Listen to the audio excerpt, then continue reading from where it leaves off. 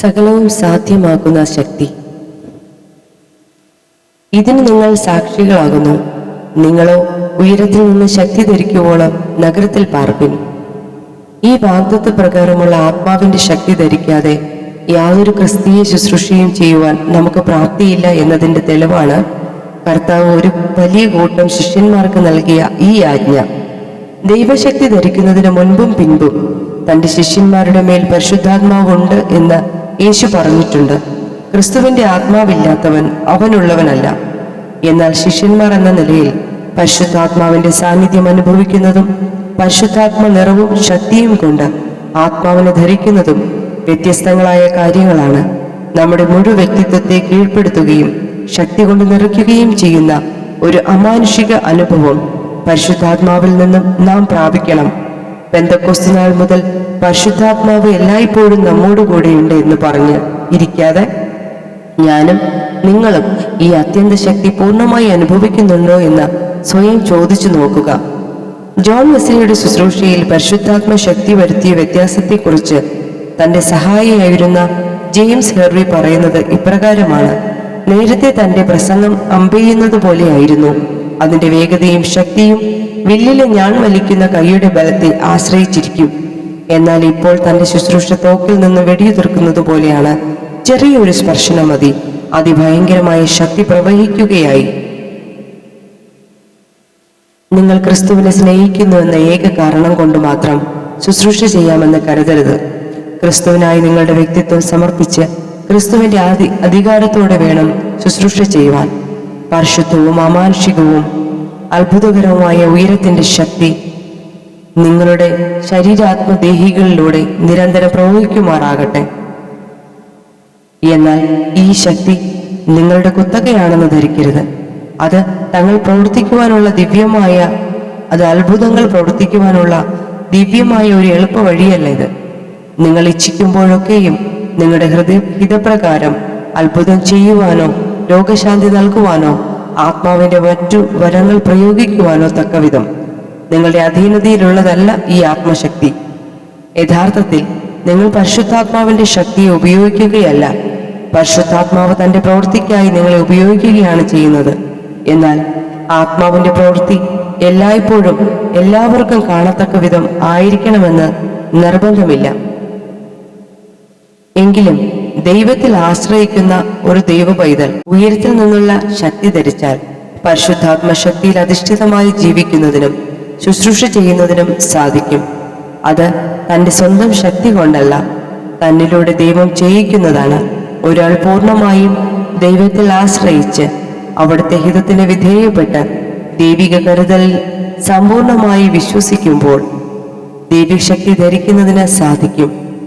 ദൈവശക്തി ധരിക്കുന്നതിന്റെ പിന്നിലെ രഹസ്യം ഇപ്രകാരമാണ്: ദൈവം നിങ്ങളിലും നിങ്ങളിലൂടെയും പൂർണ്ണ അളവിൽ പ്രവർത്തിക്കുന്നു.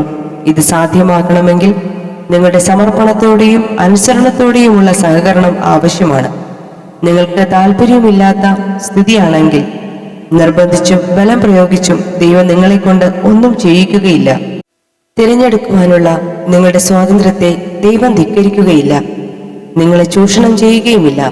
സാത്താൻ ഉപായം പ്രയോഗിച്ച് മനുഷ്യനെ ചൂഷണം ചെയ്യും. പരേതാത്മാക്കളുമായി ബന്ധം പുലർത്തുന്നവർക്കും ഇതുതന്നെ സ്ഥിതി. എന്നാൽ ദൈവം നിങ്ങളിലും നിങ്ങളെ ഉപയോഗിച്ചുമാണ് തന്റെ പ്രവൃത്തി ചെയ്യുന്നത്. നാം ക്രിസ്തുവിനെ രക്ഷിതാവായി സ്വീകരിച്ചാലുടൻ ദൈവ സാന്നിധ്യവും ശക്തിയും യാന്ത്രികമായി നമ്മിലൂടെ വെളിപ്പെടുമെന്ന് ധരിക്കരുത്. നാം വീണ്ടും ജനനം പ്രാപിക്കുന്നതോടെ ക്രിസ്തു നമ്മുടെ ഉള്ളിൽ വന്ന് വസിക്കുവാൻ ആരംഭിക്കുന്നു. പക്ഷേ നമ്മിലൂടെ ക്രിസ്തുവിനെ വെളിപ്പെടുത്തുക എന്നത് മറ്റൊരു സംഗതിയാണ്. തന്നെ നമ്മിലൂടെ എപ്പോൾ വെളിപ്പെടുത്തണമെന്ന് ദൈവമാണ് നിശ്ചയിക്കുന്നത്. നാം ശുദ്ധീകരണത്തോടുകൂടെ കർത്താവിനെ വിധേയപ്പെടുത്തിക്കൊണ്ട് അനുസരണവും ദൈവാശ്രയവുമുള്ളവരായി ദൈവസാന്നിധ്യവും ശക്തിയും നമ്മിലൂടെ വെളിപ്പെടുന്നതിന് ദാഹമുള്ള ഹൃദയത്തോടെ കാത്തിരിക്കണം. നിങ്ങളുടെ അവസ്ഥ എപ്രകാരമാണ്? അപ്പോസ്തലനായ പൗലോസ് പറയുന്നു: നിങ്ങളുടെ വിശ്വാസത്തിന് മനുഷ്യരുടെ ജ്ഞാനമല്ല, ദൈവശക്തി തന്നെ ആധാരമായിരിക്കേണ്ടതിന് എന്റെ വചനവും എന്റെ പ്രസംഗവും ജ്ഞാനത്തിന്റെ വശീകരണ വാക്കുകളാലല്ല, ആത്മാവിന്റെയും ശക്തിയുടെയും പ്രദർശനത്താലത്രേ ആയിരുന്നത്. തന്റെ സന്ദേശവും പ്രസംഗവും ദൈവശക്തിയാൽ നിറഞ്ഞതും ശ്രോതാക്കൾക്ക് വിശ്വാസമുളവാക്കുന്ന വിധവുമായിരുന്നു. ദൈവശക്തിയിലുള്ള സമ്പൂർണ്ണ ആശ്രയം പൗലോസിനുണ്ടായിരുന്നു. നിങ്ങളുടെ പ്രസംഗങ്ങളിൽ എന്തിനാണ് പ്രാധാന്യം? ജ്ഞാനത്തിന്റെ വശീകരണ വാക്കുകൾക്കോ അതോ ആത്മശക്തിയുടെ പ്രദർശനത്തിനോ? നിങ്ങളുടെ കഴിഞ്ഞ ഒരു വർഷത്തെ ശുശ്രൂഷയിൽ ഏതിനായിരുന്നു പ്രാധാന്യം? ആത്മശക്തിയുടെ പ്രദർശനമായി നിങ്ങളുടെ ശുശ്രൂഷയെ തീർക്കുന്നതിന് നിങ്ങൾ എന്തെങ്കിലും ചെയ്തുവോ? ഡോക്ടർ മാർട്ടിൻ ലോയ്ഡ് ജോൺസ് തറപ്പിച്ചു പറയുന്നു, ശക്തിയില്ലാത്ത പ്രസംഗം പ്രസംഗമേ അല്ല. യഥാർത്ഥ പ്രസംഗത്തിൽ ദൈവം തന്നെ പ്രവർത്തിക്കുന്നു. അത് ഒരു മനുഷ്യൻ കുറെ വാക്കുകൾ വിളിച്ചു പറയുന്ന ക്രിയയല്ല, ദൈവം ഒരുവനെ ഉപയോഗിക്കുന്ന സന്ദർഭമാണ്. പരിശുദ്ധാത്മാവിന്റെ നിയന്ത്രണത്തിന് കീഴിലായിരിക്കും പ്രസംഗകൻ. തന്റെ വാക്കുകൾ ആത്മശക്തിയിലൂടെ പ്രദർശനമായി മാറുന്നു. അത് വെറും വാക്കുകളായി മാത്രം ഇരിക്കുകയില്ല. പൗലോസിന്റെ ശുശ്രൂഷ ദൈവകൃപ, ദൈവശക്തി എന്നീ രണ്ട് വിഷയത്തിൽ അധിഷ്ഠിതമായിരുന്നുവെന്ന് താൻ സാക്ഷിക്കുന്നു. ആ സുവിശേഷത്തിന് ഞാൻ അവന്റെ ശക്തിയുടെ വ്യാപാര പ്രകാരം എനിക്ക് ലഭിച്ച ദൈവത്തിന്റെ കൃപാദാനത്താൽ ശുശ്രൂഷക്കാരനായി തീർന്നു. തന്റെ വിളിയും അനുദിന ശുശ്രൂഷയും ദൈവത്തിന്റെ അത്യന്ത ശക്തിയിൽ ആശ്രയിച്ചായിരുന്നു. അതിനായി എന്നിൽ ബലത്തോടെ വ്യാപരിക്കുന്ന അവന്റെ വ്യാപാര ശക്തിക്കൊത്തവണ്ണം പോരാടിക്കൊണ്ട് അധ്വാനിക്കുന്നു. ദൈവശക്തിയിലല്ലാതെ ദൈവത്തിനു വേണ്ടി പ്രവർത്തിക്കുന്ന എന്നത് കാര്യം പൗലോസിനെ സംബന്ധിച്ച് അചിന്തനീയമായിരുന്നു. ദൈവത്തിനു വേണ്ടിയുള്ള തന്റെ പ്രയത്നങ്ങളെക്കാൾ എത്രയോ ശ്രേഷ്ഠമായ കാര്യമാണ് ദൈവം തന്നിൽ വസിച്ചുകൊണ്ട് തന്നിലൂടെ പ്രവർത്തിക്കുക എന്നത്. ദൈവം തന്റെ ഉള്ളിൽ പ്രവർത്തിക്കുന്നതിന്റെ ഫലമായിട്ടാണ് പൗലോസിന് ദൈവത്തിനായി പ്രവർത്തിക്കുവാൻ കഴിഞ്ഞത്. ഫലപ്രദമായ ശുശ്രൂഷയ്ക്ക് ഇതല്ലാതെ ഒരു എളുപ്പ വഴിയുമില്ല. പരിശീലനവും കഴിവും പരിചയസമ്പത്തുമുണ്ടെങ്കിൽ ദൈവശക്തിയില്ലാതെയും ശുശ്രൂഷ ചെയ്യാമെന്ന ധാരണ വെറും വിഡിത്തമാണ്. ദൈവശക്തിക്ക് പകരം മറ്റൊന്നില്ല. ദൈവശക്തി പ്രാപിച്ചിട്ട് നിഷ്ക്രിയരായിരിക്കുക സാധ്യമല്ല. പൗലോസ് രാപ്പകൽ കഠിന പ്രയത്നം ചെയ്തുവെന്ന് നാം വായിക്കുന്നു. പോരാടിക്കൊണ്ട് അധ്വാനിക്കുന്നു എന്നതിന് മൂലഭാഷയിൽ ആഗോണറ്റ് സോമായി എന്ന പദമാണ് ഉപയോഗിച്ചിരിക്കുന്നത്. പുരാതന ഒളിമ്പിക്സ് കായിക താരങ്ങളുടെ പ്രകടനത്തിന്റെ ഗാംഭീര്യം വ്യക്തമാക്കുന്നതിന് ഇതേ പദമാണ് ഉപയോഗിച്ചിരുന്നത്. കഠിനാധ്വാനവും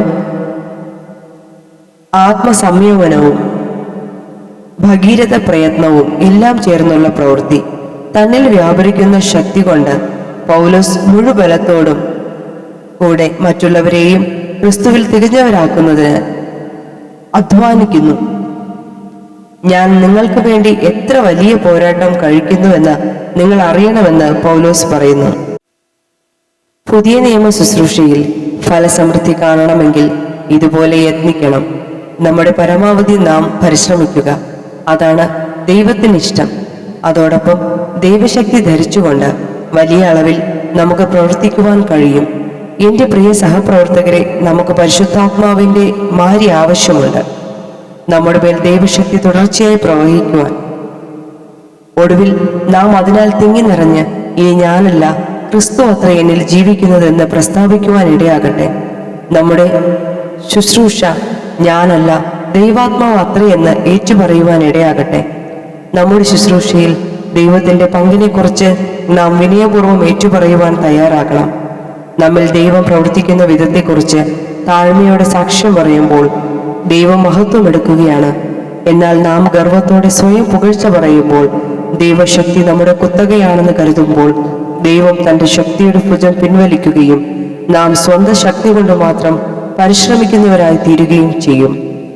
ചില ഘട്ടങ്ങളിൽ കുറെ നാളത്തെ തുടർച്ചയായ വീര്യപ്രവൃത്തികളുടെ ശുശ്രൂഷയ്ക്ക് ശേഷം ദൈവസാന്നിധ്യത്തിന്റെ പ്രത്യേകമായ വെളിപ്പെടുത്തലുകളൊന്നുമില്ലാതെ സാധാരണ നിലയിൽ പ്രവർത്തിക്കുന്നതിനായി സർവജ്ഞാനിയായ ദൈവം പ്രസാദിച്ചെന്ന് വരാം.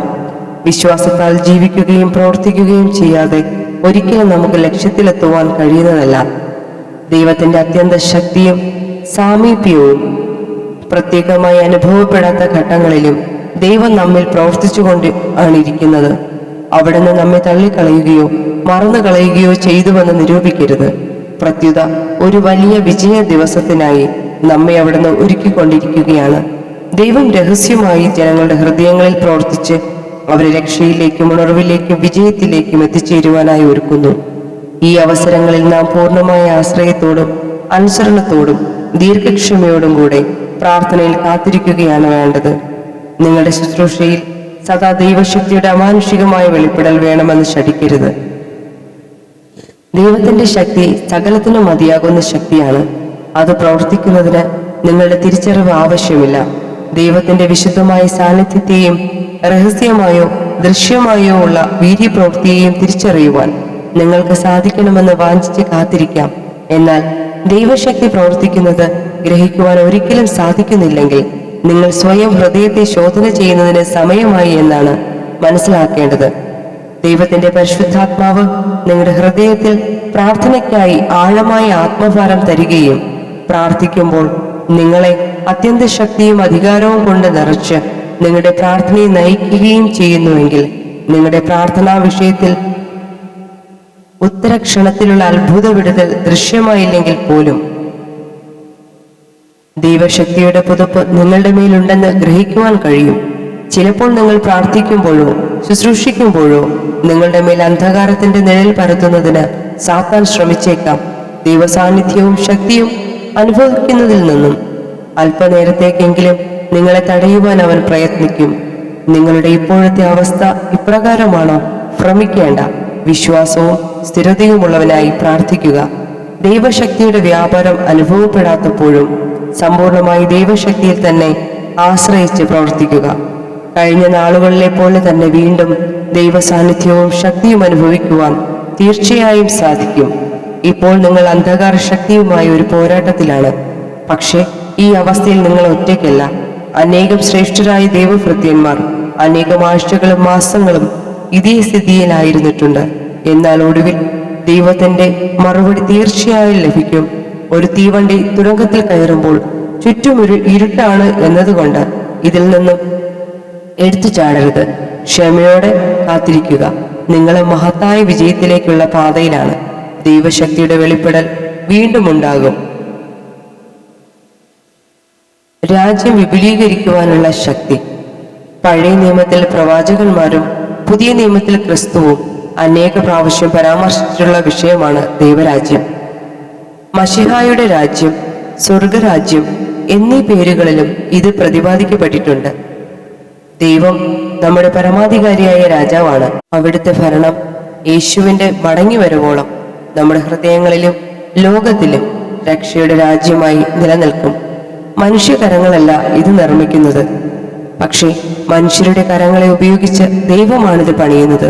ആത്മനിറവ് പ്രാപിച്ച വ്യക്തിയും പരിശുദ്ധാത്മാവും ചേർന്ന് ദൈവശക്തിയിലാണ് ദൈവരാജ്യം പണിയുന്നത്. ദൈവരാജ്യം എന്നത് മനുഷ്യർ ഏറ്റെടുത്ത് ചെയ്യുന്ന ഒരു സംരംഭമല്ല, ദൈവിക പ്രവൃത്തിയാണ്. അത് മാനുഷിക പ്രയത്നത്തിന്റെ പദ്ധതിയല്ല. സമർപ്പിക്കപ്പെട്ട ക്രിസ്ത്യാനികൾക്ക് പോലും ചെയ്യുവാൻ കഴിയുന്ന ഒരു പ്രവൃത്തിയുമല്ല. ദൈവരാജ്യത്തിന്റെ ശക്തി ദൈവത്തിന്റെ പ്രതിനിധികളിലൂടെയാണ് പ്രവർത്തിക്കാറുള്ളത്. എങ്കിലും പ്രവർത്തിക്കുന്ന ശക്തി അവരുടേതല്ല, ദൈവത്തിൻ്റെതാണ്. സ്വർഗരാജ്യത്തിന്റെ താക്കോൽ തന്റെ ശിഷ്യന്മാർക്ക് കർത്താവ് നൽകി പ്രാർത്ഥനയിലൂടെയും അനുസരണത്തിലൂടെയും കെട്ടുകയും അഴിക്കുകയും ചെയ്യുന്നതിനുള്ള അധികാരമാണ് അത്. ദൈവശക്തിയെയാണ് താക്കോൽ പ്രതിനിധാനം ചെയ്യുന്നത്. അത് ഒരു വ്യക്തിക്ക് സ്വന്തം താല്പര്യപ്രകാരം ഉപയോഗിക്കുവാൻ സാധ്യമല്ല. പരിശുദ്ധാത്മാവ് പ്രേരണ നൽകുന്നത് പോലെയും ശക്തീകരിക്കുന്നതനുസരിച്ചും മാത്രമേ അത് ഉപയോഗിക്കാനാവൂ. യേശുവിന്റെ ശുശ്രൂഷയിൽ ദൈവരാജ്യത്തിന്റെ ശക്തി വെളിപ്പെട്ടിരുന്നു. തന്റെ ശിഷ്യന്മാരുടെ ശുശ്രൂഷയിലും അതുണ്ടായിരുന്നു. നിങ്ങളുടെ ശുശ്രൂഷയിലും അത് അനുഭവിക്കുവാൻ സാധിക്കും. പക്ഷേ ഒരു കാര്യം വിസ്മരിക്കരുത്, അത് നിങ്ങളുടെ ശക്തിയല്ല, ദൈവത്തിന്റെ ഹിതപ്രകാരം അവിടുത്തെ നിയന്ത്രണത്തിൽ മാത്രം വെളിപ്പെടുന്നതാണ്.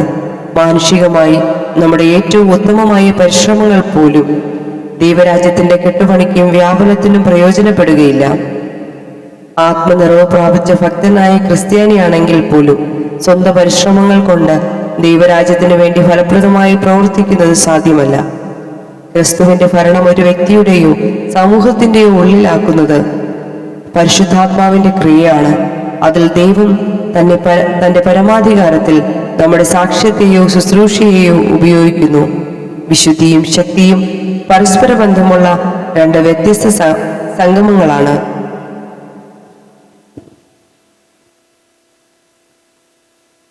ഇത് രണ്ടും നമ്മിൽ ഉണ്ടായിരിക്കണമെന്ന് ദൈവം ആഗ്രഹിക്കുന്നു. നമ്മുടെ ജീവിതത്തിനും ശുശ്രൂഷയ്ക്കും ഇവ അത്യന്താപേക്ഷിതമാണ്. വിശുദ്ധി പ്രയോജനമുള്ളതും മനോഹരവുമാകാം, അല്ലെങ്കിൽ ഇതൊന്നുമല്ലാതാകാം. നൈർമല്യം കാത്തു സൂക്ഷിക്കപ്പെടേണ്ടതാണ്. ശക്തി പുതുക്കപ്പെടേണ്ടതാണ്. ദൈവം നമ്മിൽ നിന്നും പ്രതീക്ഷിക്കുന്നതും നമ്മുടെ ജീവിതത്തിൽ ഉണ്ടായിരിക്കേണ്ടതുമായ ഗുണങ്ങളായ നീതിയും നന്മയും നിർമ്മലതയിൽ നിന്ന് ഉളവാകുന്നു. ശക്തിയാകട്ടെ ശുശ്രൂഷയോട് ബന്ധപ്പെട്ടിരിക്കുന്നു. ക്രിസ്തീയ ശുശ്രൂഷകന്മാരെ അളക്കുന്നതിനുള്ള ആത്മീക മാനദണ്ഡം പരിശുദ്ധാത്മ നിറവും ശക്തീകരണവുമാണ്. അവയില്ലെങ്കിൽ വാക്ചാതുര്യവും പ്രസംഗപാഠവും അവതരണ കലയുമെല്ലാം വ്യർത്ഥമാണ്.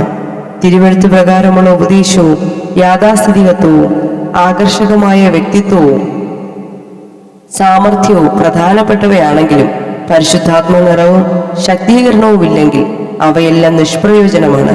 ദൈവരാജ്യത്തിന്റെ സംസ്ഥാപനവും വികസനവും മാനുഷിക കഴിവുകളാലല്ല, ദൈവശക്തിയാലാണ് സംഭവിക്കുന്നത്. അതിന് ദൈവം ഉപയോഗിക്കുന്ന ഉപകരണം മാത്രമാണ് മനുഷ്യൻ. കൊരിന്തിലെ വിശ്വാസികളിൽ ചിലർ പൗലോസിനെ വിമർശിച്ചപ്പോൾ താൻ നൽകുന്ന മറുപടിയിൽ മനുഷ്യർ തന്നെ വിധിക്കുന്നത് നിസ്സാര കാര്യമാണെന്നും യഥാർത്ഥ വിധികർത്താവ് ദൈവമാണെന്നും പ്രസ്താവിച്ചിരിക്കുന്നു. നമ്മിൽ എത്രമാത്രം ദൈവശക്തി വ്യാപരിക്കുന്നുണ്ടെന്ന് ദൈവം മാത്രമാണ് അറിയുന്നത്. ദൈവരാജ്യ വചനത്തിലല്ല, ശക്തിയിൽ എത്രയാകുന്നു എന്ന് പറയുന്നത് അതുകൊണ്ടാണ്. താൻ കൊരിന്തിൽ ചെന്ന് ഭിന്നത ഉണ്ടാക്കുന്നവരുടെ വാക്കും ശക്തിയും നേരിട്ട് കണ്ടറിയുമെന്ന് പ്രസ്താവിക്കുന്നു. സത്യം അത്യാവശ്യമായ കാര്യമാണ്. എന്നാൽ ക്രിസ്തീയ ശുശ്രൂഷയിൽ സാധാരണ സത്യം മാത്രം മതിയാകുന്നില്ല. കത്തിജ്വലിക്കുന്ന സത്യമാണ് വേണ്ടത്. ശക്തി കൂടാതെയുള്ള സത്യം ദൈവഹിതമോ ദൈവപ്രവൃത്തിയോ നിർവഹിക്കുന്നില്ലെന്ന് മാത്രമല്ല, അത് പലപ്പോഴും ദൈവപ്രവർത്തനത്തിന് തടസ്സവുമാകും.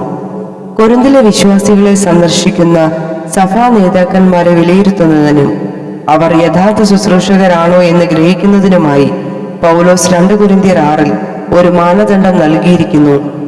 അത് അവരുടെ ജീവിതത്തിലും ശുശ്രൂഷയിലും ആത്മാവിന്റെ ശക്തിയുടെയും പ്രദർശനമുണ്ടോ എന്ന് പരിശോധിക്കുന്നതിനാണ്. ഞങ്ങളുടെ സുവിശേഷം വചനമായി മാത്രമല്ല, ശക്തിയോടും പരിശുദ്ധാത്മാവോടും ബഹുനിശ്ചയത്തോടും കൂടെ ആയിരുന്നു നിങ്ങളുടെ അടുക്കൽ വന്നത്. നിങ്ങളുടെ നിമിത്തം ഞങ്ങൾ നിങ്ങളുടെ ഇടയിൽ എങ്ങനെ പെരുമാറിയിരുന്നുവെന്ന് അറിയുന്നുവല്ലോ. തെസലോനിക്കയിലെ വിശ്വാസികളോട് പൗലോസ് പറയുന്നത് ദൈവശക്തി തങ്ങളുടെ ശുശ്രൂഷയിൽ വ്യക്തമായും വെളിപ്പെട്ടിരുന്നുവെന്നാണ്. ഒരു ക്രിസ്തീയ ശുശ്രൂഷകന് തന്റെ ശുശ്രൂഷയിൽ ദൈവശക്തി വ്യാപരിച്ചാൽ അത് തിരിച്ചറിയുവാൻ സാധിക്കും. പൗലോസിന് ഇത് അറിയാമായിരുന്നു. നിങ്ങളുടെ ജീവിതത്തിലോ? ലിയോൺ മോറിസ് പറഞ്ഞത്, സുവിശേഷം യഥാർത്ഥമായി അറിയിക്കുന്നിടത്തെല്ലാം ദൈവശക്തി ഉണ്ടാകും. വെറും പ്രബോധനമല്ല ശക്തി. വെറും പാചക കസർത്തുകൊണ്ട് ഒരാളുടെ വിശ്വാസം ഉറപ്പിക്കുക സാധ്യമല്ല എന്ന് പൗലോസിന് അറിയാമായിരുന്നു.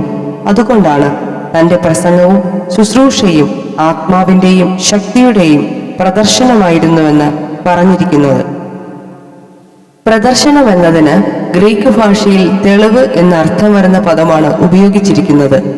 കാര്യകാരണങ്ങൾ നിരത്തി ഒടുവിൽ ഒരു നിർണയത്തിലേക്ക് എത്തിക്കുന്ന തരം തെളിവുകൾക്കാണ് ഈ പദം ഉപയോഗിക്കാറുള്ളത്. അതുപോലെ പൗലോസിന്റെ ശുശ്രൂഷയിൽ താനും തന്റെ സന്ദേശവും ദൈവത്തിൽ നിന്നുള്ളതാണെന്ന് കൊരിന്തിലെ വിശ്വാസികൾക്ക് ബോധ്യം വരത്തക്ക വിധം ദൈവശക്തി പ്രകടമായിരുന്നു. സത്യത്തെ ഉറപ്പിക്കുന്നതിന് ശക്തി സഹായിക്കുന്നു. നാം കേവലം സത്യത്തിൽ മാത്രം ആശ്രയിക്കുന്നവരാകാതെ ദൈവശക്തിയാൽ ജ്വലിക്കുന്ന സത്യത്തിന്റെ ശുശ്രൂഷകരാകണം. പൗലോസിന്റെ ജീവിതത്തിൽ സകലത്തിനും മതിയാകുന്ന ക്രിസ്തുവിന്റെ ശക്തിക്കായിരുന്നു മറ്റെന്തിനേക്കാളും പ്രാധാന്യം. ക്രിസ്തുവിന്റെ ശക്തി എൻ്റെ മേൽ ആവസിക്കേണ്ടതിന് ഞാൻ അതിസന്തോഷത്തോടെ എൻ്റെ ബലഹീനതകളിൽ പ്രശംസിക്കുന്നു. പരിശുദ്ധാത്മശക്തി മറ്റു പലരെക്കാളും വളരെയധികം അനുഭവിച്ചിട്ട് പിന്നെയും കൂടുതലായി അനുഭവിച്ചറിയാനുള്ള ആഗ്രഹം അദ്ദേഹത്തിന് വളരെയായിരുന്നു. ദർശനങ്ങളും വിലയേറിയ വെളിപ്പാടുകളും തനിക്ക് ലഭിച്ചിരുന്നുവെങ്കിലും അതിനേക്കാൾ ഉപരിയായി താൻ കരുതിയത് ദൈവശക്തിയാൽ നിറഞ്ഞ ശുശ്രൂഷയായിരുന്നു. വല്ലപ്പോഴുമൊക്കെ ഉണ്ടാകുന്ന ആത്മിക ഉണർവും ചൈതന്യവുമല്ല ദൈവശക്തി. തന്റെ ശുശ്രൂഷയിലും ജീവിതത്തിലും നിരന്തരം വെളിപ്പെടണമെന്നായിരുന്നു പൗലോസിന്റെ വാജ്ഞ. ക്രിസ്തുവിന്റെ ശക്തി എന്നിൽ വെളിപ്പെടേണ്ടതിന് എന്നായിരുന്നു തന്റെ അഭിലാഷം. അപ്പോസ്തല പ്രവൃത്തികൾ 1:8 കർത്താവ് വാഗ്ദത്തം ചെയ്ത കാര്യമാണ് പരിശുദ്ധാത്മാവ് നിങ്ങളുടെ മേൽ വരുമ്പോൾ നിങ്ങൾക്ക് ശക്തി ലഭിക്കുമെന്നത്. ഈ ശക്തി പൗലോസിന് തുടർച്ചയായി ലഭിച്ചു. അത് തന്റെ മേൽ ആവസിക്കണമെന്ന് അദ്ദേഹം വാഞ്ചിച്ചു. ഗ്രീക്ക് ഭാഷയിൽ കൂടാരമടിക്കുക എന്ന അർത്ഥം വരുന്ന പദമാണ് ഇതിന് ഉപയോഗിച്ചിരിക്കുന്നത്. യോഹന്നാൻ 1:14 യേശുവിന്റെ ജഡാവതാരത്തെ സൂചിപ്പിക്കുന്നതിന് ഉപയോഗിച്ചിരിക്കുന്നതും ഇതേ പദമാണ്. അങ്ങനെ പൗലോസ് തന്റെ ശുശ്രൂഷയിൽ ഏറ്റവും ആഗ്രഹിച്ചിരുന്നത് ക്രിസ്തുവിന്റെ ശക്തി തന്റെ മേൽ കൂടാരമടിക്കുന്നതിന് വേണ്ടിയാണ്. ആ ശക്തിയുടെ പ്രഭാവത്തിൽ തന്നെ എല്ലാ ദിവസവും ജീവിക്കുവാൻ താൻ ആഗ്രഹിച്ചു. മിക്ക വേദ പണ്ഡിതന്മാരും പൗലോസിന്റെ വാഞ്ചയെ പഴയ നിയമകാലത്തെ സമാഗമന കൂടാരത്തിലെ പെട്ടകത്തിന്മീതെ അധിവസിച്ച ഷെഖേന എന്ന ദൈവ തേജസ്സിനോട് ബന്ധപ്പെടുത്തിയാണ് ചിന്തിക്കുന്നത്. പിന്നീട് ആലയം പണിതപ്പോഴും ആ ഷെഖേന അതിവിശുദ്ധ സ്ഥലത്ത് ആവസിച്ചു. സമാഗമന കൂടാരത്തിലെ പെട്ടകത്തിന്മേൽ ഇറങ്ങി വസിച്ച ദൈവ തേജസ് പോലെ ക്രിസ്തു ശക്തി തന്റെ മേൽ ഇറങ്ങി വസിച്ച് അതിനാൽ നിരന്തരം പൊതിയപ്പെട്ടിരിക്കുവാനായിരുന്നു തന്റെ വാഞ്ച. ഈ വിധത്തിലുള്ള ദൈവശക്തി ബലഹീനതയിൽ തികഞ്ഞു വരുന്നുവെന്ന് കർത്താവ് പൗലോസിനോട് പറയുന്നു. ബലഹീനത ഒരിക്കലും ശക്തി ഉൽപ്പാദിപ്പിക്കുന്നില്ല. പക്ഷേ നമ്മുടെ ബലഹീനത സകല ദിവ്യശക്തിയുടെയും ഉറവിടമായ ദൈവത്തെങ്കിലേക്ക് നമ്മെ കൂടുതലായി അടുപ്പിക്കുന്നതിനെ സഹായിക്കുന്നു. നാം എത്രയും ബലഹീനരും അപ്രാപ്തരമാണെന്ന് ഗ്രഹിക്കും തോറും കൂടുതലായി ദൈവത്തെ വിളിച്ചപേക്ഷിക്കുകയും ദൈവത്തോട് ചേർന്നിരിക്കുന്നതിന് ഉത്സുകരായിരിക്കുകയും ചെയ്യും. വെളിപ്പാടിലൂടെ പൗലോസിന് തന്റെ ജഡത്തിലുള്ള ശൂലവും മറ്റു പ്രതികൂലങ്ങളും കഷ്ടതകളും ആപത്തുകളും കൂടുതലായി തന്നെ ദൈവത്തെങ്കിലേക്ക് അടുപ്പിക്കുന്നതിനും നിരന്തരം ദൈവത്തിൽ ആശ്രയിക്കുന്നതിനും ഇടയാക്കുമെന്ന് മനസ്സിലായി. അതുകൊണ്ട് ഇങ്ങനെ പറയുന്നു: അതുകൊണ്ട് ഞാൻ ക്രിസ്തുവിന് വേണ്ടി ബലഹീനത, കയ്യേറ്റം, ബുദ്ധിമുട്ട്, ഉപദ്രവം, ഞെരുക്കം എന്നിവ സഹിപ്പാൻ ഇഷ്ടപ്പെടുന്നു. ബലഹീനനായിരിക്കുമ്പോൾ തന്നെ ഞാൻ ശക്തനാകുന്നു. ക്രിസ്തു നിമിത്തം അവിടുത്തെ ശക്തി നിരന്തരം അനുഭവിക്കുന്നതിനും തന്റെ മേൽ ദൈവത്തിന്റെ ശക്തിയെ ഇറങ്ങി വസിക്കേണ്ടതിനും വേണ്ടി ഏത് കഷ്ടതയും അനുഭവിക്കുവാൻ തയ്യാറാണെന്നാണ് പൗലോസ് ഇവിടെ പറയുന്നത്. ക്രിസ്തുവിന്റെ ശക്തി എന്നിൽ വസിക്കുന്നതിന്, എന്നിൽ വർദ്ധിക്കുന്നതിന് മുഖാന്തരമാകുന്നതെന്തും എനിക്ക് സന്തോഷമാണ്. അത് സ്വീകരിക്കുവാൻ ഞാൻ ഒരുക്കമാണ് എന്നത്രേ പൗലോസ് ഇവിടെ പറയുന്നത്. ഇത് രക്തസാക്ഷിത്വം വഹിക്കുവാൻ ഒരുമ്പെടുന്ന ഒരു മത തീവ്രവാദിയുടെ വാക്കുകളല്ല. ക്രിസ്തീയ സഭയുടെ ഏറ്റവും പ്രധാനപ്പെട്ട ഒരു അപ്പോസ്തലനും ദൈവശക്തി വളരെയധികം അനുഭവിച്ചിട്ടുള്ള വ്യക്തിയുമായ പൗലോസ് ഈ ദൈവശക്തി എല്ലായ്പ്പോഴും അധികം ലഭിക്കുവാൻ വാഞ്ചിച്ചുകൊണ്ട് പറഞ്ഞതാണ്: നിങ്ങളുടെ ജീവിതത്തിൽ ദൈവശക്തി കൂടുതലായി വ്യാപരിക്കുകയും ഇറങ്ങി ആവസിക്കുകയും ചെയ്യേണ്ടതിന്റെ ആവശ്യകത എത്രയോ അധികമാണ്. ഈ വിശുദ്ധ ശക്തി നിങ്ങൾ അനുഭവിച്ചിട്ടുണ്ടോ? ദർശനങ്ങളും വീര്യപ്രവൃത്തികളും കൃപാവരങ്ങളും അത്ഭുതങ്ങളുമല്ല, ശാന്തവും സകലത്തെയും കീഴ്പ്പെടുത്തുന്നതും നിറയ്ക്കുന്നതുമായ ക്രിസ്തുവിന്റെ ശക്തി നിങ്ങളുടെ മേൽ വ്യാപരിക്കട്ടെ. നിങ്ങളെ ശക്തീകരിക്കുകയും നിങ്ങളിൽ ആവസിച്ച് ശുശ്രൂഷയ്ക്ക് പ്രാപ്തരാക്കുകയും ചെയ്യുന്ന ദൈവശക്തി. ആ ശക്തിയാണ് ആത്മാവ്. ആ ശക്തി ക്രിസ്തു തന്നെ. അത് ആത്മാവിലൂടെ വെളിപ്പെടുന്നു.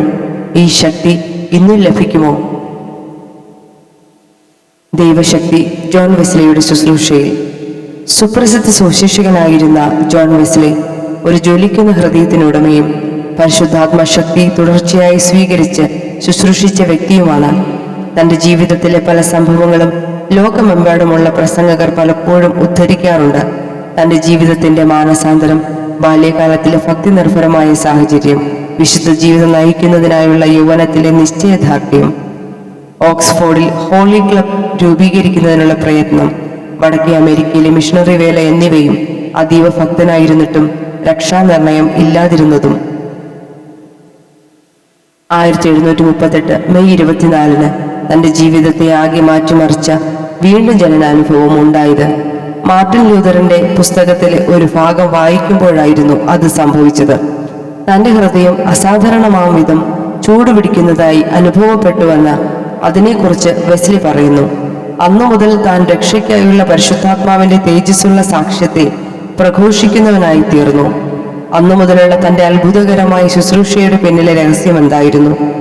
ലോകത്തിലെ ആദരണീയരായ ചരിത്രകാരന്മാരുടെ വിലയിരുത്തലിൽ ജോൺ വെസ്ലിയുടെയും അനുയായികളുടെയും ശുശ്രൂഷ നിമിത്തം ഇംഗ്ലണ്ടിലുണ്ടായ വലിയ ആത്മിക ഉണർവാണ് വെസ്ലിയുടെ മരണത്തിന് 2 വർഷം മുൻപ് ആരംഭിച്ച ഫ്രഞ്ച് വിപ്ലവത്തിന്റെ തരംഗത്തിൽ നിന്നും രക്തച്ചൊരിച്ചിലിൽ നിന്നും ഇംഗ്ലണ്ടിനെ രക്ഷിച്ചത്. റോബർട്ട് സൗത്തിയുടെ അഭിപ്രായത്തിൽ ആ നൂറ്റാണ്ടിലെ ഏറ്റവും ജനസ്വാധീനമുള്ള വ്യക്തിയും തുടർന്നുള്ള നിരവധി നൂറ്റാണ്ടുകളോളം, ഒരുപക്ഷെ സഹസ്രാബ്ദങ്ങളോളം മനുഷ്യരാശിയെ ശക്തമായി സ്വാധീനിക്കുന്നവരുമാണ് ജോൺ വെസ്ലി. ഒരിക്കൽ ഇംഗ്ലണ്ടിലെ കോൺവാൾ പ്രദേശത്തുള്ള ഒരു ഗ്രാമത്തിലെത്തിയ ഒരു പ്രഭു അല്പം മദ്യം കഴിക്കാൻ ആഗ്രഹിച്ച് അത് ലഭിക്കുന്ന സ്ഥലം തിരഞ്ഞെങ്കിലും കണ്ടെത്താനായില്ല. അവിടെ കണ്ട ഒരു കർഷകനോട് അയാൾ ചോദിച്ചു, നിങ്ങളുടെ ഈ നശിച്ച ഗ്രാമത്തിൽ ഒരു ഗ്ലാസ് മദ്യം പോലും കിട്ടാനില്ലേ? എന്തൊരു ഗതികേടാണിത്. ചോദ്യകർത്താവ് ഒരു പ്രഭുവായതിനാൽ പാവം കർഷകൻ ആദരപൂർവം തന്റെ തൊപ്പി തലയിൽ നിന്നെടുത്ത് വണങ്ങിക്കൊണ്ടിങ്ങനെ പറഞ്ഞു, പ്രഭു, ഏകദേശം 100 വർഷം മുൻപ് ജോൺ വെസ്ലി എന്നൊരു മനുഷ്യൻ ഇതുവഴി വന്നിരുന്നു. ഇത്രയും പറഞ്ഞ് ആ കർഷകൻ സ്ഥലം വിട്ടു. 53 വർഷം നിരന്തരമായി ശുശ്രൂഷ ചെയ്ത ജോൺ വെസ്ലി ഒരു പുസ്തകത്തിന്റെ മനുഷ്യൻ എന്നാണ് സ്വയം സംബോധന ചെയ്തിരുന്നത്. 200-ലധികം പുസ്തകങ്ങളും ഒരു മാസികയുടെ പത്രാധിപരുമായിരുന്നു. 4 ഭാഷകളിൽ നിഘണ്ടുക്കൾ തയ്യാറാക്കിയ അദ്ദേഹത്തിന്റെ കൃതികളെല്ലാം സ്വന്തം കൈപ്പടയിൽ തന്നെയായിരുന്നു. ഇംഗ്ലണ്ടിന് നെടുകയും കുറുകയും കുതിരപ്പുറത്ത് ഏകദേശം 2,50,000 മൈൽ യാത്ര ചെയ്തു. ദിവസം ശരാശരി 20 മൈൽ, മിക്കവാറും 50-60 മൈൽ വരെ കുതിരപ്പുറത്ത് യാത്ര ചെയ്ത് വഴിയിലുടനീളം നിർത്തി പ്രസംഗിച്ചു. 40,000-ഓളം പ്രസംഗങ്ങൾ, ദിവസം ഏറ്റവും കുറഞ്ഞത് 2 പ്രസംഗങ്ങൾ, മിക്കവാറും 7-8 അതിലധികമോ വീതം പ്രസംഗിച്ചു. 83-ാം വയസ്സിലെ തന്റെ പരാതി ഒരു ദിവസം തുടർച്ചയായി 15 മണിക്കൂറിലധികം വായിക്കുകയോ എഴുതുകയോ ചെയ്താൽ കണ്ണുകൾക്ക് വേദന തോന്നുന്നു എന്നതായിരുന്നു. മാത്രമല്ല, ദിവസം 2 പ്രസംഗത്തിൽ കൂടുതൽ ചെയ്യുവാൻ തനിക്ക് കഴിയില്ലെന്നും വെളുപ്പിന് 5:30 മണിവരെ കിടക്കയിൽ തന്നെ കഴിയുവാൻ തോന്നുന്നുവെന്നതും തന്റെ ദുഃഖമായിരുന്നു. 86-ാം വയസ്സിലും സ്ഥിരമായി അതേ സമയത്ത് താൻ പ്രാർത്ഥനയ്ക്കായി എഴുന്നേറ്റിരുന്നു. ഇത്ര ഭയങ്കരമായ ഊർജത്തിന്റെ അഥവാ അതിലേറെ തന്റെ ശുശ്രൂഷയിൽ നിരന്തരം വ്യാപരിച്ച ദൈവശക്തിയുടെ രഹസ്യം എന്തായിരുന്നു? 1738 ഒക്ടോബർ 3-ലെയും 15-ലെയും ഡയറിക്കുറിപ്പിൽ ആഴമായ ആത്മീക അനുഭവത്തിനായുള്ള തന്റെ വലിയ ദാഹത്തെക്കുറിച്ച് രേഖപ്പെടുത്തിയിട്ടുണ്ട്. തന്റെ വീണ്ടും ജനനാനുഭവത്തിന് 6 മാസത്തിന് ശേഷമുള്ള ഒരു സന്ദർഭത്തിലേക്കാണ് ചരിത്രകാരന്മാർ വിരൽ ചൂണ്ടുന്നത്. ഡയറിയിൽ താൻ തന്നെ എഴുതിയിരിക്കുന്നത് നോക്കുക.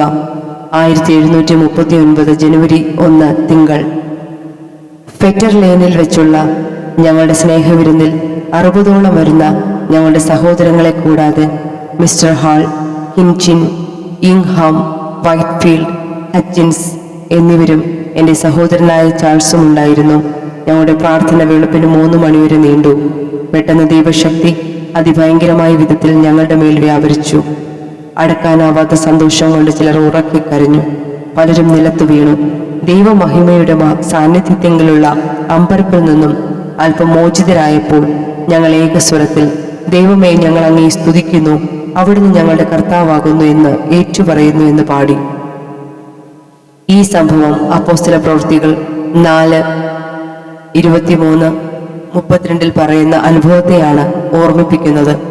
നിരവധി മെത്തഡിസ്റ്റ് സമൂഹങ്ങളുടെ ഐക്യയോഗത്തിൽ സംഭവിച്ച ഈ ആത്മപകർച്ച വെസ്ലിയുടെ ശുശ്രൂഷയിലെ ഒരു വഴിത്തിരിവായി. ഈ സന്ദർഭം മുതൽ വെസ്ലി അസാധാരണമായ ശക്തിയോടും അഭിഷേകത്തോടും കൂടി പ്രസംഗിക്കുവാൻ ആരംഭിച്ചു. അത് ശ്രോതാക്കളിൽ ആഴമായ പാപബോധവും ഹൃദയനുറുക്കവും ഉളവാക്കി. വെസ്ലിയുടെ എഴുതപ്പെട്ട പ്രസംഗങ്ങളിലൊന്നും ഉദാഹരണങ്ങൾ ഉപയോഗിച്ചിട്ടില്ല. പക്ഷെ ഇന്നും അനേകം ഹൃദയങ്ങളെ സ്പർശിക്കുവാൻ ദൈവം അവയെ ഉപയോഗിക്കുന്നു. വൈകാരികമായി ഉപരിപ്ലവമായ ഉണർവുണ്ടാക്കുന്നതിനുള്ള പരിശ്രമങ്ങളൊന്നും അവയിലില്ല. അവ ഇന്ന് വായിക്കുമ്പോൾ നിങ്ങൾ ഈ പ്രസംഗങ്ങൾ എത്രമാത്രം പ്രയോജനപ്പെട്ടത് എങ്ങനെയെന്ന് ആശ്ചര്യപ്പെട്ടേക്കാം. എങ്കിലും ആയിരങ്ങളെ കർത്താവിലേക്ക് നയിക്കുവാൻ ദൈവം ആ പ്രസംഗങ്ങളെ ഉപയോഗിച്ചു. അത് വചനമല്ല, വചനത്തിന്മേൽ വ്യാപരിച്ച ദൈവശക്തിയായിരുന്നു. ആ സന്ദർഭത്തിന് ശേഷം വെസ്ലിയുടെ പ്രസംഗങ്ങളിൽ ഒരു പുതിയ ശക്തിയും ആധികാരികതയും വ്യാപരിച്ചു. ആയിരങ്ങൾ കർത്താവിലേക്ക് വന്നു. തന്റെ ശുശ്രൂഷയ്ക്കിടയിൽ പരിശുദ്ധാത്മാവിന്റെ ഭയങ്കരമായ ശക്തിയാൽ പിടിക്കപ്പെട്ടിട്ട് ജനങ്ങൾ പാപബോധത്താൽ വിവശരായി അനുദപിക്കുന്നതിനെ കുറിച്ച് തന്റെ ഡയറിയിൽ രേഖപ്പെടുത്തിയിട്ടുണ്ട്. ദമസ്കസിന്റെ പടിവാതിൽക്കൽ വെച്ച് ക്രിസ്തുവിന്റെ ദർശനം ലഭിച്ച ശൗൽ ദൈവശക്തിയാൽ നിലത്ത് വീണ സംഭവത്തെ ഓർമ്മിപ്പിക്കുന്ന വിധമായിരുന്നു ആ സംഭവം. വെസ്ലിയുടെ പ്രസംഗവേളയിൽ പാപബോധമുള്ളവരായി തീരുന്ന ജനങ്ങൾ സങ്കടത്തോടെ ഉച്ചത്തിൽ നിലവിളിക്കുകയും മാനസാന്തരപ്പെടുന്നവരുടെ മേൽ ദൈവത്തിന്റെ ശക്തിയുള്ള കരം വന്നിട്ട് അവർ നിലത്ത് വീഴുകയും ചെയ്തിരുന്നു. ഏതാനും മിനിറ്റുകൾക്കകം അവർ ക്രിസ്തുവിന്റെ പക്കൽ നിന്നുള്ള പാപക്ഷമയും സമാധാനവും അനുഭവിക്കുന്നവരായി തീരുകയും സന്തോഷത്താൽ നിറഞ്ഞ് എഴുന്നേറ്റ് ദൈവത്തെ സ്തുതിക്കുകയും ചെയ്യുക പതിവായിരുന്നു. ജനങ്ങൾ പരിശുദ്ധനായ ദൈവത്തിന്റെ സാന്നിധ്യം അനുഭവിക്കുമ്പോൾ തന്നെ തങ്ങളുടെ പാപാവസ്ഥയെക്കുറിച്ച് ബോധവാന്മാരായി തീരുകയും വിടുതലിനായി നിലവിളിക്കുകയും ചെയ്യുന്നു. ചിലർ ദൈവസാന്നിധ്യത്തിന്റെ ഭയങ്കരത്വത്തിന് മുമ്പിൽ വിറയൽ പിടിച്ചവരായി തീർന്നു. മറ്റു ചിലർ 3 ആഴ്ചയോളം ശക്തമായ പാപബോധം അനുഭവിച്ചു. അവർ മരണവേദന അനുഭവിക്കുന്നവരെ പോലെ പെട്ടെന്ന് അലറിക്കരയുകയും മാനസാന്തരപ്പെടുകയും തുടർന്ന് പാപക്ഷമയിൽ ആനന്ദിക്കുകയും ചെയ്തു. 1739 ഏപ്രിൽ 21 ബ്രിസ്റ്റളിലെ വീവേഴ്സ് ഹാളിൽ ഒരു യുവാവ് ദേഹമാസകലം വിറയ്ക്കുന്നവനായി നിലവിളിച്ചുകൊണ്ട് നിലം പതിച്ചു. ഉടനെ തന്നെ അവന് സമാധാനം ലഭിച്ചു. ഏപ്രിൽ 25 വെസ്ലി പ്രസംഗിക്കുന്ന അവസരത്തിൽ പെട്ടെന്ന് ആളുകൾ ഒന്നിനു പുറകെ ഒന്നായി നിലം പതിച്ചു. ഇടിമനലേറ്റൽ എന്ന പോലെ ആയിരുന്ന ആ സംഭവം.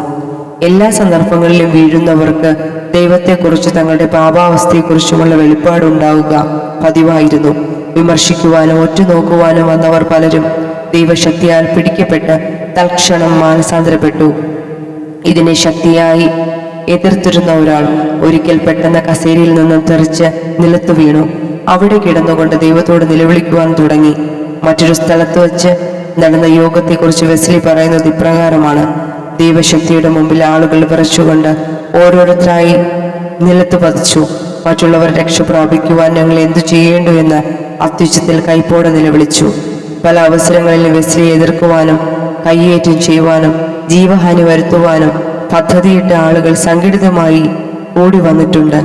എന്നാൽ അതിനെക്കുറിച്ച് വെസ്ലി പറയുന്നത്, ദൈവത്തിന്റെ ശക്തി തന്റെ വചനത്തിന്മേൽ വന്നു, അതുകൊണ്ട് ആരും പരിഹസിക്കുകയോ തടസ്സപ്പെടുത്തുകയോ വായി തുറക്കുകയോ ചെയ്തില്ല എന്നാണ്. വാപ്പിംഗ് എന്ന സ്ഥലത്ത് 26 വ്യക്തികൾ പാപബോധമുള്ളവരായി നിലത്തു വീണു. ചിലർ വീണ് അവർ ശക്തി ക്ഷയിച്ചവരായി തീർന്നു. മറ്റുള്ളവർക്ക് ഭയങ്കരമായി വിറയൽ പിടിച്ചു. കാഴ്ചകരായി നിൽക്കുന്നവർക്ക് ആർക്കും അത് ഇടർച്ചയാകരുതേ എന്ന് വെസ്ലി പ്രാർത്ഥിച്ചു. അവരെ പ്രോത്സാഹിപ്പിക്കുകയോ തടയുകയോ ചെയ്തിരുന്നില്ല. കാരണം കർത്താവിന്റെ കരമാണ് പ്രവർത്തിക്കുന്നതെന്ന് തനിക്കറിയാമായിരുന്നു. പരസ്യയോഗങ്ങളിൽ വളരെ ശക്തിയോടും സ്വാതന്ത്ര്യത്തോടും കൂടെ വെസ്ലി വലിയ ജനക്കൂട്ടത്തോട് പ്രസംഗിച്ചിരുന്നു. 1744 ഡിസംബർ 23 സ്നോഫീൽഡിൽ പ്രസംഗിക്കുന്ന അവസരം കർത്താവിന്റെ ശക്തമായ അഭിഷേകം പിന്നെയും വെസ്ലിയുടെ മേൽ വന്നു. ഇന്ന് വരെ കണ്ടിട്ടില്ലാത്ത പ്രകാശവും ശക്തിയും എന്റെ മേൽ വ്യാപരിച്ചു, വെസ്ലി എഴുതി. തുടർച്ചയായുള്ള ശുശ്രൂഷയാൽ ശാരീരികമായി ക്ഷീണിതനായപ്പോഴൊക്കെ പ്രാർത്ഥനയിലൂടെ ശാരീരികവും ആത്മീകവുമായ ശക്തി വീണ്ടെടുക്കുന്നതിന് തനിക്ക് സാധിച്ചു. ആ ഒരു അനുഭവം 1740 മാർച്ച് 17 ശാരീരികമായി ഭയങ്കര ക്ഷീണം തോന്നിയ ആ സമയം താൻ കുതിരപ്പുറത്ത് യാത്ര ചെയ്യുകയായിരുന്നു. പെട്ടെന്ന് എൻ്റെ ഉള്ളിൽ ഒരു ചിന്ത ഉദിച്ചു. ദൈവത്തിനൊരു മനുഷ്യനെയോ മൃഗത്തെയോ സൗഖ്യമാക്കുന്നതിന് ഏതെങ്കിലും മുഖാന്തരത്തിൽ കൂടിയും അല്ലാതെയും സാധിക്കുകയില്ലേ? ഉടൻ തന്നെ എൻ്റെ ക്ഷീണവും തലവേദനയും മാറി. അതോടൊപ്പം എൻ്റെ കുതിരയുടെ മുടന്തും അപ്രത്യക്ഷമായി. വെസ്ലിയുടെ മേൽ വ്യാപരിച്ച ദൈവശക്തിയെക്കുറിച്ചുള്ള ഏതാനും സംഗതികൾ മാത്രമേ ഞാനിവിടെ ഉദ്ധരിച്ചുള്ളൂ. തൻ്റെ പ്രാർത്ഥനാ ജീവിതവും ദൈവശക്തിയുടെ സാന്നിധ്യത്തെ നിരന്തരമായി തിരിച്ചറിഞ്ഞതുകൊണ്ട് ഉണ്ടായ വിജയവുമാണ് ഈ ശുശ്രൂഷയ്ക്ക് പിന്നിലെന്ന് മാത്രമേ മാനുഷികമായ വിശദീകരണം നൽകുവാനായിട്ടുള്ളൂ.